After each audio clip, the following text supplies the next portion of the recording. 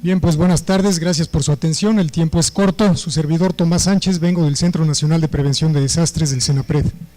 Bueno, el espacio que nos otorga 10 minutos el CONACYT en esta ocasión lo vamos a utilizar para hacer algunas breves reflexiones de aspectos de ciencia, tecnología y la comunicación en torno al sismo del 19 de septiembre.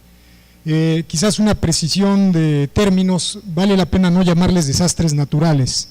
La comunidad científica que se dedica a la reducción de riesgos habla de los desastres de origen natural o de origen humano, porque los desastres, si lo connotamos como desastre natural, parecería que la culpa es de la naturaleza, siendo que hay toda una construcción social alrededor de este tema. Bueno, vamos a pasar a la siguiente, por favor. Aquí en esta, como antecedentes, vale la pena también comentar que situaciones críticas, emergencias o desastres van a poner a prueba todos nuestros recursos, todas las capacidades que tenemos, y digamos que es un examen para todos, no solamente para las edificaciones, para las zonas urbanas, para todo el espacio construido. Uno mismo en la parte personal también se enfrenta a situaciones que hay que sobrepasarlas, hay que atenderlas y después hay que recuperarse. A esto le han llamado ahora los conocedores de esto la resiliencia, capacidad para afrontar una situación crítica y tratar de recuperarse en el menor tiempo posible. De país a país varía, de sociedad a sociedad varía, y hay que desarrollar también capacidades al respecto. Internacionalmente nuestro país ha destacado por avances científicos y tecnológicos en torno a la reducción de riesgos. En el caso muy particular del tema sísmico, somos un referente, déjenme decirlos así, para la comunidad científica en la ingeniería sísmica, en el alertamiento, en el monitoreo, en tecnología sismorresistente, y nuestro marco normativo en algunas de las ciudades que tienen reglamento de construcción, la siguiente por favor, es de los más avanzados a nivel mundial. Esa es una realidad, vamos, tenemos normas muy buenas, pero hay que ver qué tanto se aplican. En esta lámina muy rápidamente estamos presentando que el 13% de los municipios del país cuenta con normas o reglamentos de construcción. En ese 13% vive el 40% de la población, es decir, son las zonas más densamente pobladas, pero hay muchas zonas que no tienen o carecen de normas o reglamentos o estos no están actualizados.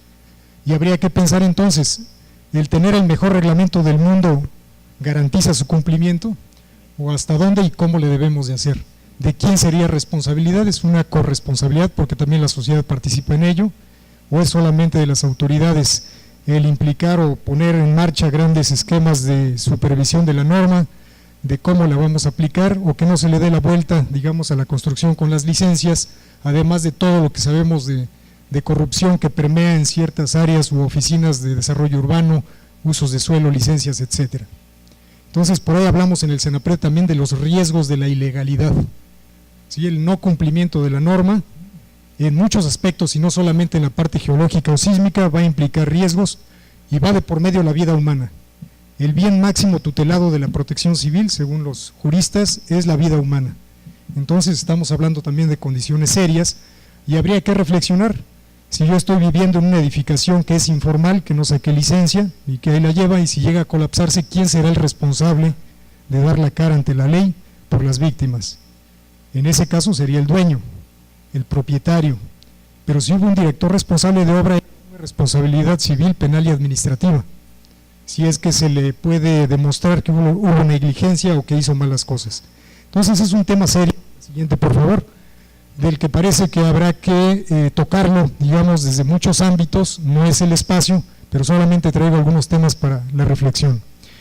¿Qué sabíamos, digamos, antes del 19S? Muy rápido, tenemos un mapeo de zonas, esto no es nuevo, esto ya data de muchos años, este mapita, de las zonas de ruptura de sismos históricos en el país. Vemos dos huecos interesantes, el hueco que está ahí en la brecha de Guerrero y el segundo hueco que está en el istmo de Tehuantepec. La mayor parte de la comunidad científica por muchos años nos ha insistido en la posibilidad del temblor grande, del Big One, del que viene de la zona de Guerrero, la brecha sísmica de Guerrero, que ha acumulado suficiente energía y que es el siguiente. Bueno, pues la naturaleza nos sigue dando lecciones y donde se disipó la energía fue allá abajo, el 7 de septiembre fue el primero de 8.2, y después un temblor intraplaca, que es donde están los solecitos allá adentro, el día 19.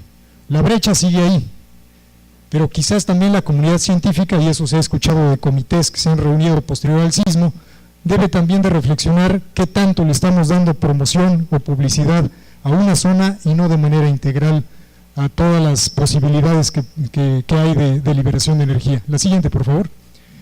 Este era el escenario en septiembre, agosto-septiembre de este año. Como vemos, es caótico, o era caótico. Traíamos dos sismos, bueno, hubo dos sismos, 2 tormentas tropicales y 3 huracanes, ¿sí?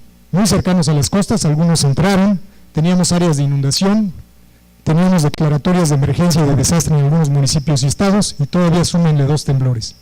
Es una situación interesante para el análisis, para el estudio de caso, y vale la pena, digamos, entender el contexto también de cómo está esto, para poder precisar algunos comentarios posteriores. La siguiente, por favor. El famoso sistema de alerta sísmica.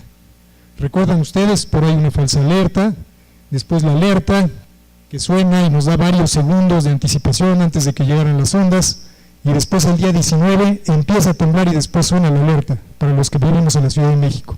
Y hay quienes decían, pues no sirvió, sí sirvió. ¿Qué pasa con esa alerta? Y después un siguiente alertamiento genera inclusive infartos, porque hay personas que lo tomaron bastante serio con toda esta también cobertura mediática, y pues ya no les daba más que lo del corazón. La siguiente, por favor. Aquí vamos a ver una muy breve animación de cómo funciona la alerta sísmica para el sismo del 7 de septiembre. Hay toda una red, los puntitos de sensores, que cuando sienten la oscilación y rebasa cierto umbral, envían una señal por ondas de radio a la Ciudad de México y a otras ciudades para alertar que un sismo ha ocurrido, y que la onda sísmica va caminando, digamos, se va extendiendo, se va propagando y lo va a alcanzar en algún momento a las diferentes ciudades. Ahí estamos viendo cómo primero se detecta la onda P, después la onda S, y si ese círculo sigue creciendo.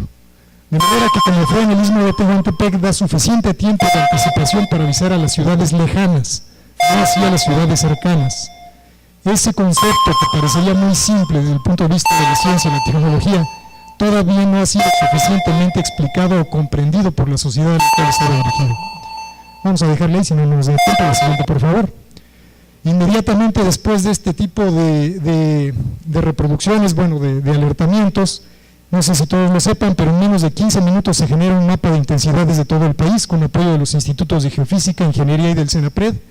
Se hace llegar una estimación de las zonas expuestas en color rojo o naranja a las autoridades máximas del país para que se pueda prever alguna implementación de planes operativos para la respuesta.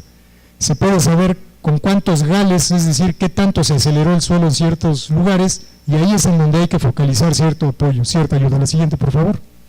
Me voy a ir más rápido.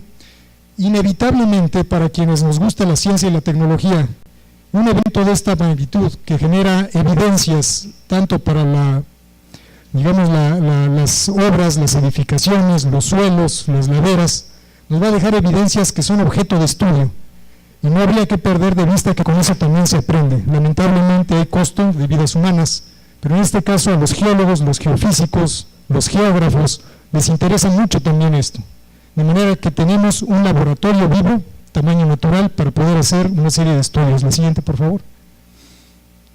Causas de los colapsos.